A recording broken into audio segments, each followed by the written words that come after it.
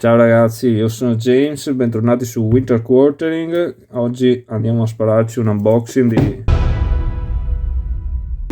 Twilight Struggle Red Sea Conflict in the Horn of Africa di Mamma GMT Games, game designed by, non ve lo nomino neanche, Jason Matthews, dai lo nominiamo. Twilight Struggle, uno standalone, non è un'espansione, ma in versione mini. Questo è un gioco della linea che ha messo su GMT, che è la Lunchtime Games, che si propone di fare giochi più contenuti come prezzo, durata, scala, componenti, bla bla bla, tutto quello che ne consegue, e strizza un po' l'occhio al giocatore casual, però è anche appetibile a tutte le fasce e alle esperienze, diciamo.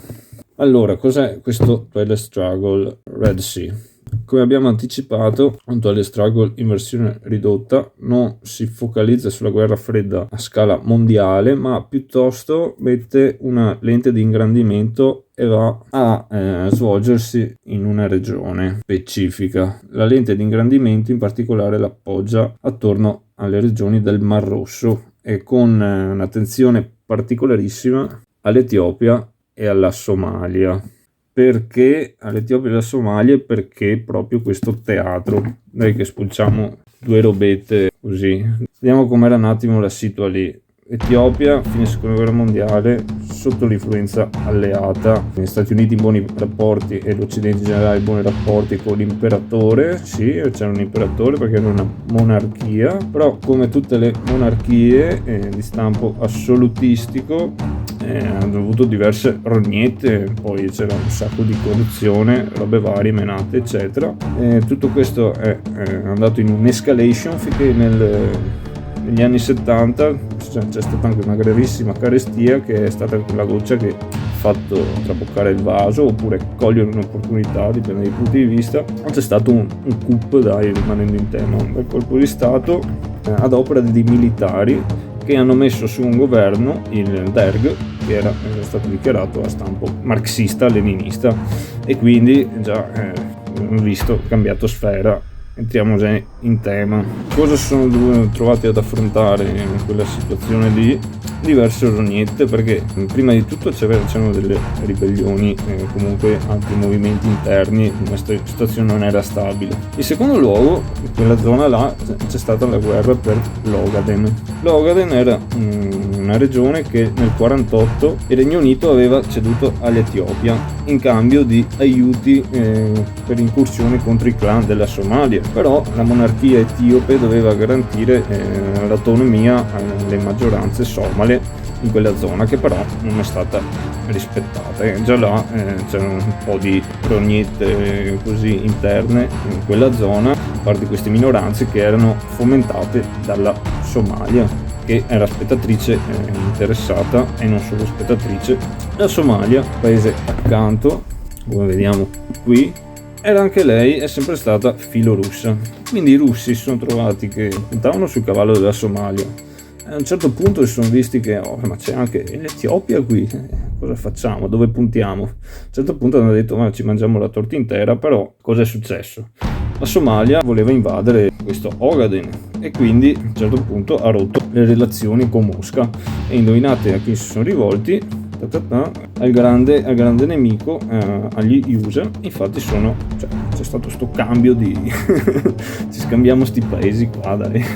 Questo in un periodo che dicevamo è stato sfruttato dalla Somalia, perché l'Etiopia gravava in situazioni, insomma, a parte i trambusti interni, c'era anche la guerra di indipendenza dell'Eritrea che andava avanti eccetera, dove avevano truppe impegnate anche Israele, che allo stesso tempo si era trovata spiazzata, che era impegnata in questo, dava una mano all'Etiopia, perché voleva anche Israele avere una fetta attorno al Mare Rosso. Però d'altro canto ha cambiato un attimo influenza, cioè non è più alleata con gli Stati Uniti, quindi un attimo di imbarazzo, va bene. Comunque poi la Somalia ha invaso l'Ogaden, è entrata in guerra con l'Etiopia. All'inizio hanno sfondato, anche perché erano zeppi di armi sovietiche vecchie, e poi successivamente l'aiuto USA. L'Etiopia è ricorsa all'aiuto russo. La Russia ha mandato truppe cubane, ma anche partecipato in primo piano con forze navali ed aeree. E in tutto questo, sto calderone bello zeppo qua, cioè si è filata anche la Romania, perché dite voi la Romania. In Romania c'era Ceausescu, che praticamente dava un po' di rogne al patto di Varsavia, perché spingeva per avere una politica estera più indipendente. E allora ha detto, beh, mi sembra che la guerra nell'Ogaden, cioè, è perfetta, no? Per rafforzare le credenziali, buttiamoci anche noi. E quindi aveva stretto legami con i somali, cioè non aveva stretto, era rimasto in legami stretti con i somali nonostante il cambio di allineamento. E quindi capite anche voi che qui c'era un bel po' di casino, perché cioè, non è perfetto che per forza tu hai le strade. Qui nello specifico questo gioco si incentra in un anno, che è il 1974, che è l'anno in cui c'è stato il colpo di stato militare in Etiopia e quindi il cambio di allineamento. Vabbè, bando alle ciance, che ho già blaterato e detto troppe cagate, e apriamo sta scatola. Allora, ovviamente scatolona GMT, anche grossina, più piccola di dimensioni, ma bella tozza come al solito. Qui vediamo cosa ci dice. 1-2 giocatori, 35 minuti, non lo so, va bene, sarà il minimo, da cui massimo a un'ora, perché dicevamo che il tempo è contenuto in questa linea. C'è un solitaire system included, ormai lo mettono anche nelle patatine, però è sempre una cosa buona e giusta, poi lo guarderemo. Complessità bassa, solitaire suitability ovviamente massimo. Okay, qui ci dice i credits, contenuto, che adesso andiamo a vedere comunque, un po' di counters, dai, un overview generale. Vediamo subito un regolamentino. Apriamo, cosa ci dice? Quick Start Rules for Experienced to Elder Struggle Players, quindi già prima introduzione per mettere le robe in chiaro a chi sa già le regole, perché le regole più o meno sono le stesse, poi qualche differenza che ho già letto andiamo a dire alla fine. Poi introduzione, cos'è sto gioco, componentistica, game map, ok. C'è il nostro regolamentino, bello, un po' di esempietti, carta glossy.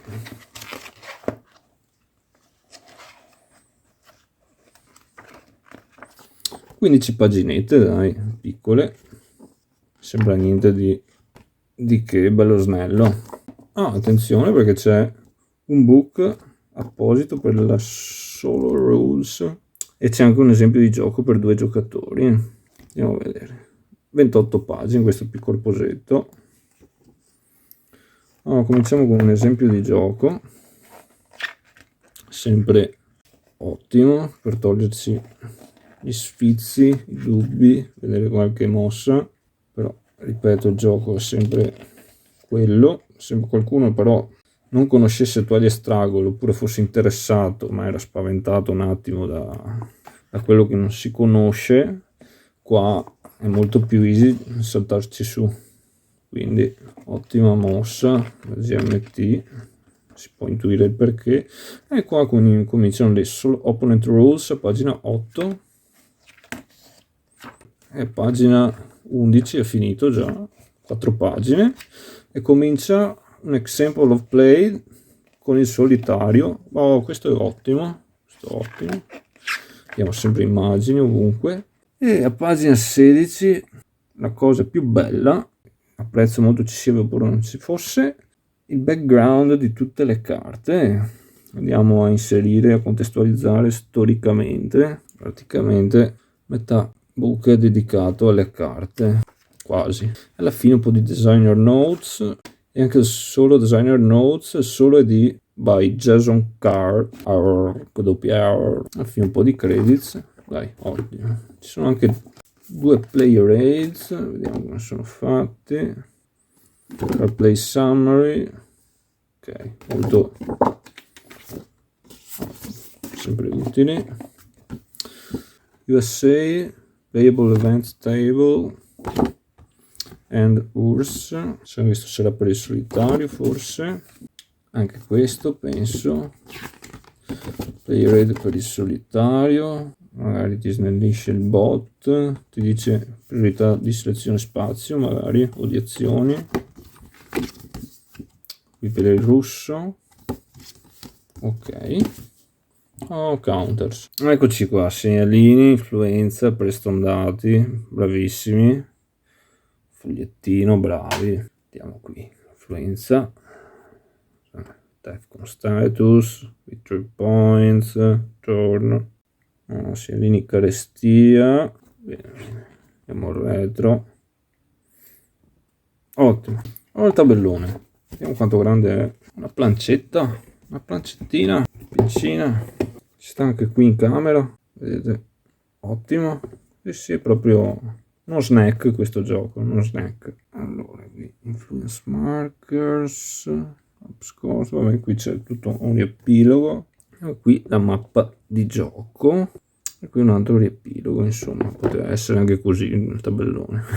Simpatico. Allora direi che avendo il tabellone anche davanti, così possiamo provare anche a vedere un po' di differenze dal pappagrande. Beh, intanto qua ci sono solo due regioni che sono inquadrate come Africa e Medio Oriente. Poi ci sono solo due turni che sono il Mid War e il Late War, quindi saranno questi due mazzi di carte qui, non c'è l'Early War. Poi c'è una regola interessante, che ci sono due spazi, l'Etiopia e la Somalia, in cui c'è una flashpoint rule. Cosa significa?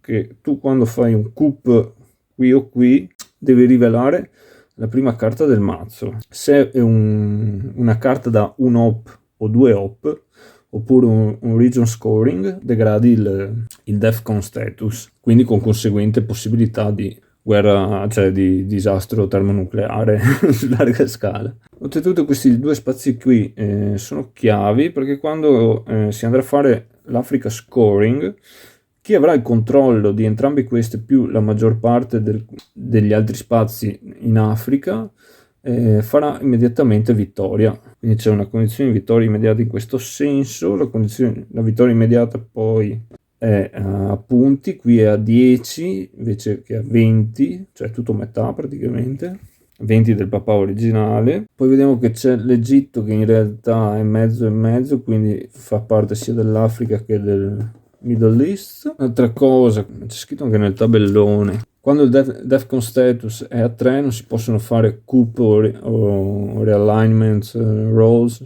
nel Middle East. E poi c'è questa regione speciale qui, regione, cioè questo spazio che è uno spazio che è Strategic Sea Lanes, praticamente zone costiere strategiche qui non si possono fare né coups né realignments, però è una regione importante, non appartiene a niente, però è una regione importante perché quando vai a fare i punti vittoria per il region scoring, se la controlli ne fai il doppio, quindi cioè, fondamentale. Oppure se hai più influenza, cioè se sei avanti in influenza, fai un punto in più di quello che dovresti fare. Quindi strategic, l'hanno scritto, strategic sea lanes, cioè si spiega da sola praticamente. Poi vediamo qui il Defcon, sempre usando il Defcon, parte dal 4 invece che dal 5, mi sembra. L'ultima differenza importante che mi ricordo è che qui non c'è la fantomatica China card, ma c'è la Romanian card, che è meno forte, perché tipo dovrebbe essere da 2 ops, però se sei indietro di punti vale 3, e se l'hai a fine partita vale un punto vittoria. È il cuccioletto del papà originale. Poi vediamo qui dadoni, belli anche, grassi, quindi cicciosi, piacciono. Ho carte, dovrebbero essere 50 carte, 51. Adesso le andiamo a vedere insieme, ma prima volevo mostrarvi una cosa fantastica. Qui è dove cominciamo, vedete il fianco della il dorso e il fianco, quando faccio pace nel cervello lo capirò, voi intanto avete capito. Insomma c'è febbraio 74, vedete, imperatore etiope col colpo del Derg, esatto. C'è tutta questo tocco di classe, GMT sa qua come fare queste cose, e va avanti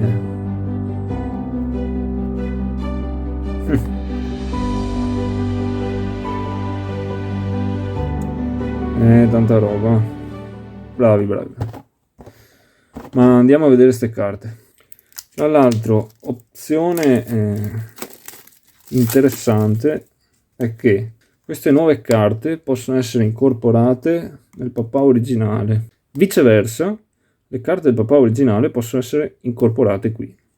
C'è una sezione del manuale che ti dice, mi sembra che c'è una regola tipo, se vuoi incorporare queste nel gioco grande, tipo devi scegliere 9 punti di Ops e metterti d'accordo all'inizio partita, insomma c'è un sistema. Comunque è una roba interessante che mi fanno pensare che a chi piace il capostipite o per il completista mi sembra un po' un must have questo piccolo snack qua, che è una cosa che mi ha fatto propendere per l'acquisto. Ma vediamo un attimo qui, P-Score.